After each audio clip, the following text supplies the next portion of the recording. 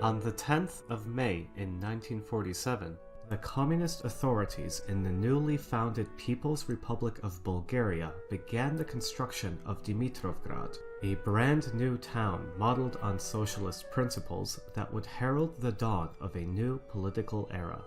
Over the next several years, thousands of young volunteers would build the city and its nearby industrial plants, designed along utopian lines both to convince their nation's populations of the superiority of the new system and to provide the industrial capacity to make the socialist dream reality.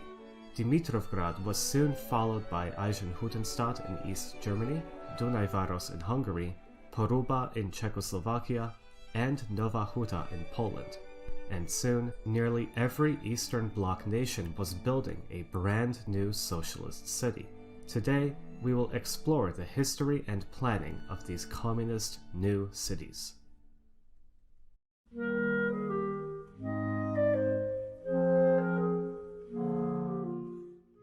At the conclusion of World War II, the USSR's new Eastern European partner states faced two pressing needs: shifting the nation's economies from a free market to a centrally planned model focused on heavy industry, and transforming their populations from largely rural villagers into urbanized proletarian workers.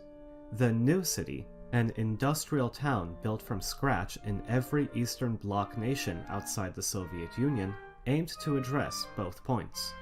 The first of these cities, Bulgaria's Dimitrovgrad, was centered around a massive new chemical plant, while Eisenhüttenstadt in East Germany, Nowa Huta in Poland, and Dunajvaros in Hungary housed the workers of new steel mills, the largest in each country. In fact, steel was so central to these cities that they were often named after it.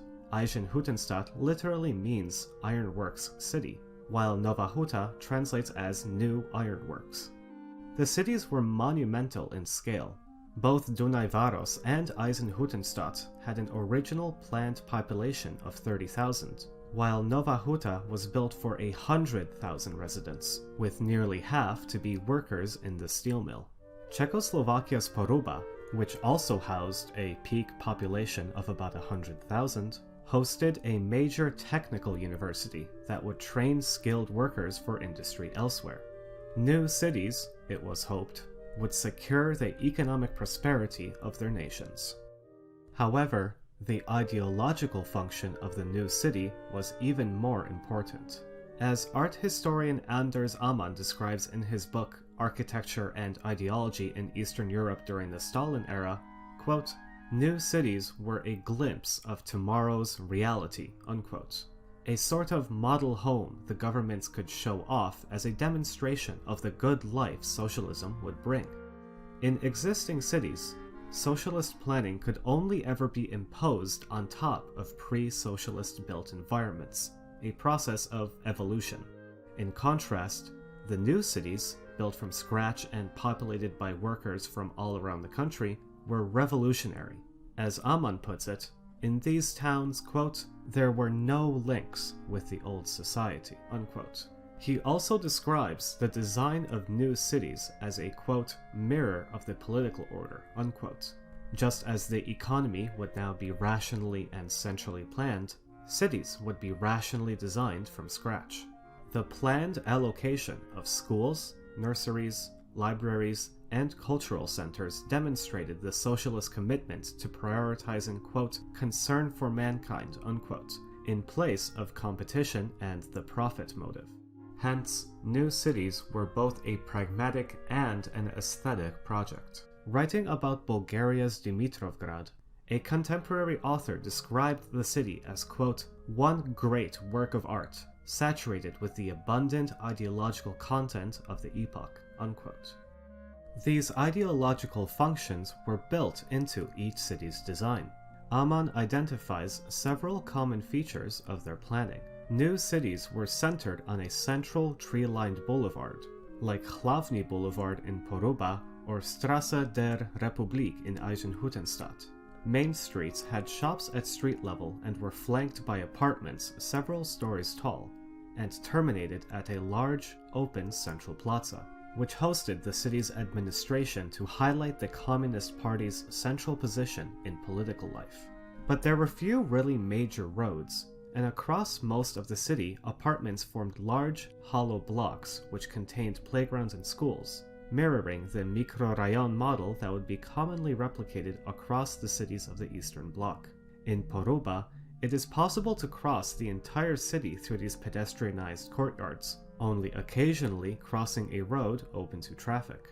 These green courtyards contrast with the central plaza of the city, which was designed to host political demonstrations and parades. Some elements, like the Khrushchevka-style housing blocks or the placement of main streets at 45-degree angles, are Soviet imports, but the new cities were not merely cookie-cutter Russian duplicates. In a 2005 paper, historian Mark Pittaway highlights that, quote, Soviet models were certainly important, but they interacted with local circumstances to produce the city's unique form, unquote, as seen in each city's dramatically different layout.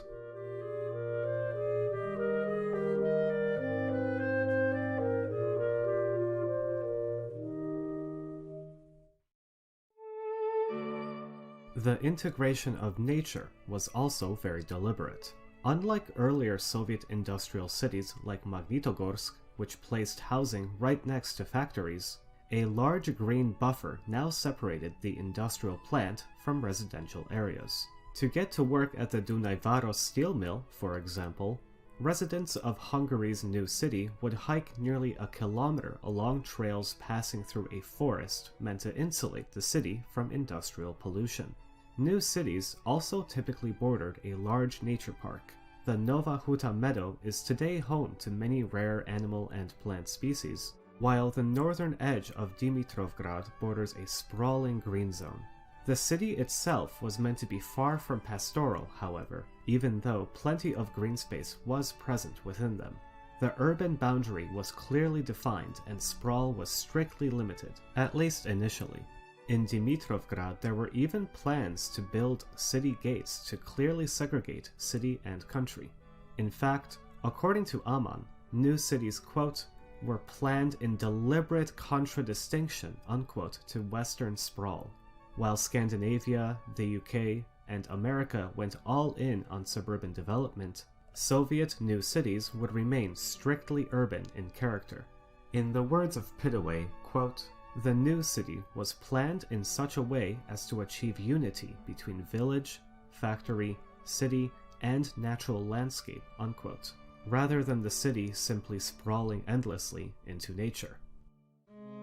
Beyond the green belt of the new city lay the industrial plant. Like the city itself, the industrial zone would be designed with ideological as well as practical concerns in mind. Pittaway describes new cities as, quote, organized around the twin poles of politics and production, unquote, with the factory and city composing contrasting and yet complementary units of a complete whole. In fact, one of the planners of Dunajvaros stated that, quote, the socialist city and the socialist industrial site are two poles of one unified unit. The city center and the main gate of the factory must lie in direct line from one another, unquote. To emphasize this, the entrance to the Dunajvaros steel mill was marked with a monumental gate which emphasized the separation of the city and factory, even as the city's central avenue, which connected it to the steel mill, suggested their unity. At Dunajvaros, Nowa Huta, and Eisenhüttenstadt, that avenue connected to the city's steel mill and hence economic center at one end, and the central plaza and hence the political center at the other end.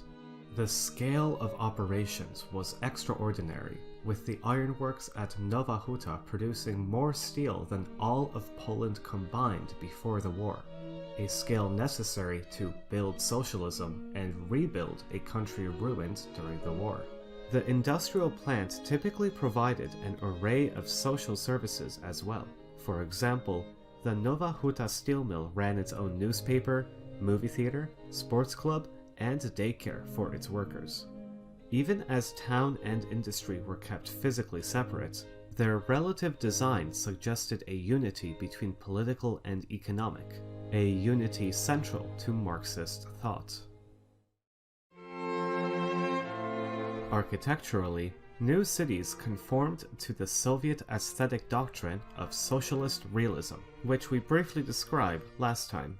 As described by anthropologist Kinga Pozniak in her book Nowa Huta, Generations of Change in a Model Socialist Town, new city architecture followed the maxim socialist in content, national in form. In practice, this meant that architecture was expected to conform to the socialist realist model, namely, an emphasis on neoclassical elements like columns and arches and a preference for the monumental. However, variation in the details to conform to local character was allowed and even encouraged.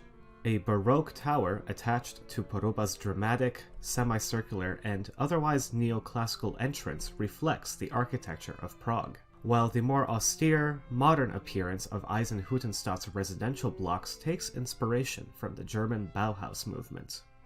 In Dunajvaros, the mural above the steel mill entrance was inspired by Hungarian folk art, while the crenellations on Nowa Huta's administrative center were copied from nearby Krakow's Old Town. In any case, the buildings at the city's political core and along its main boulevards were the most richly decorated, with plainer designs prevailing further out. But socialist realism was not uniformly present. The very first neighborhoods in both Dimitrovgrad and Nowa Huta were built in a more pastoral style, with smaller, detached buildings, while developments in the 60s and 70s in many new cities took on more modern forms. For example, while the core of Poruba remains intact, it is surrounded by neighborhoods of both single-family homes and late Soviet high-rises. Building the new cities took a tremendous amount of manpower. By 1952, for example, Dunajvaros hosted over 14,000 construction workers. To attract such a monumental workforce, never mind the new population, Pozniak describes how each new city was depicted in national propaganda, quote, as a town of youth and opportunity, a place where young people from all over the country came to escape supposed backwardness and misery of peasant life, to work, get an education, start families, and build their lives, unquote. A widely distributed propaganda newsreel about Nowa Huta from 1951 is an excellent example of this messaging. The reel begins by contrasting the backwardness of the countryside where Nowa Huta was being built. Wieś pod Krakowem, jedna z wielu. W tych chalupach bandowski glut drwił z ludzkiego poniżenia. Z takich wsi bieda gnala na gorzką tulaczkę za chlebem. It then shows off the exciting life in the makeshift worker barracks on site before demonstrating the construction itself. New cities weren't just a job opportunity, but a place to get a practical education and become a skilled worker. Kuźnią nowych kadr staje się sama budowa. 7000 ludzi zdobyło tu pełne zawodowe kwalifikacje. Każdy wykop jest egzaminem. Każdy mur jest cennym doświadczeniem. Practical work was often supplemented with theoretical coursework after hours. Kiedy junak Czesław Zdziach przyjechał do Nowej Huty, nie umiał nawet czytać i pisać. Wszyscy uczymy się zawodu. Teoria jest nieodłączna od praktyki. Sala wykładowa uzupełnia szkołę rusztowań. The newsreel concludes with a demonstration of family and child life in the new city, highlighting the well-provisioned schools and nurseries, large parks, and spacious family apartments. To piękne miasto zapowiada dni, dla których warto jest ofiarnie pracować. Przyszłość, dla której warto jest żyć.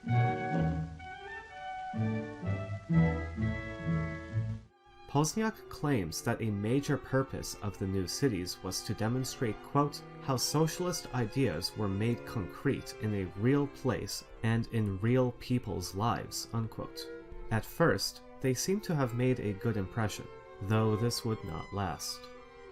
According to Pozniak, the new cities were built under, quote, a strong structuralist belief that social and living conditions create the individual, his or her personality, and value system, unquote. It was hoped that life in the new cities would transform peasants into skilled, civilized, and socialist proletarians, as portrayed in that newsreel.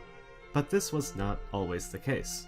Residents of Nowa Huta's neighbor city, Kraków, quote, were repulsed by stories of uncultured peasants who kept coal or firewood in their bathtubs and livestock in their apartments, unquote, in the new city, while, as reported by historian Sandor Horvath, a local Dunaj Varos newspaper complained that residents, quote, chopped wood in their flats, dumped their rubbish out of their window or accumulated it in the cellar, kept animals in their bathrooms, regularly went to the local pub, and instead of using the city's shops, bought on the black market, unquote.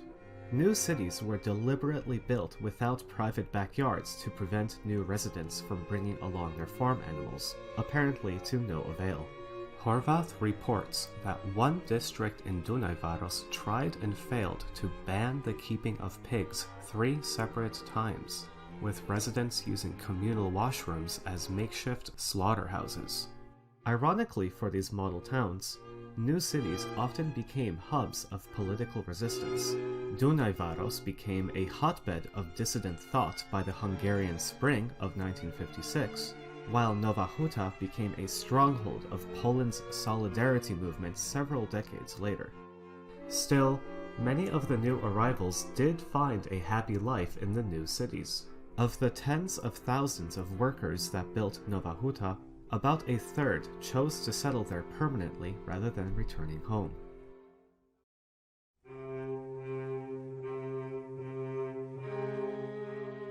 Almost as quickly as they had appeared, by the late 50s, the new cities vanished from official propaganda. Socialist realism had officially fallen out of fashion after the death of Stalin, and many new cities were downsized as national finances faced strain and heavy industry became less important. For example, both Nowa Huta and Poruba were designed to eventually eclipse their neighbors, but by 1951 and 1957, respectively, they were downgraded to mere neighborhoods within Kraków and Ostrawa.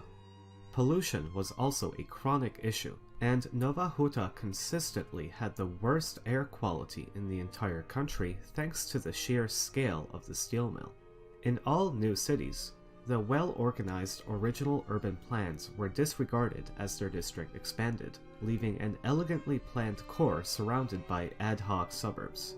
The historian Aman recalls his Hungarian travel agent calling Dunaj Varos, quote, the ugliest town in the whole country, unquote. And when he consulted a Bulgarian architect on visiting Dimitrovgrad, he only got the response, quote, what on earth do you want to go there for, unquote. After the fall of communism, the local economy, once centered on the industrial plants, typically nosedived. Today, the Nowa Huta steel mill employs less than 10% of the workers it did at its peak. Still, the legacy of the new cities is often viewed positively by locals. When Pozniak asked residents what they liked most about life in Nowa Huta, they uniformly praised its urban planning, highlighting, quote, the proximity and availability of all essential infrastructure and services, unquote, in contrast to both late Soviet and later capitalist developments. In spite of its early negative reputation, Nowa Huta today houses nearly 250,000 people, more than twice the original plan, and appreciation for its urban plan has generally grown since the fall of socialism, as political connotations fade away and the city can be judged in its own right. In fact, it was proclaimed one of Europe's best neighborhoods by readers of The Guardian in 2020, thanks in part to its compact yet idyllic design. While the new cities never did live up to their promises, they still provide a shining example of how to build a better city. We should learn what we can from them.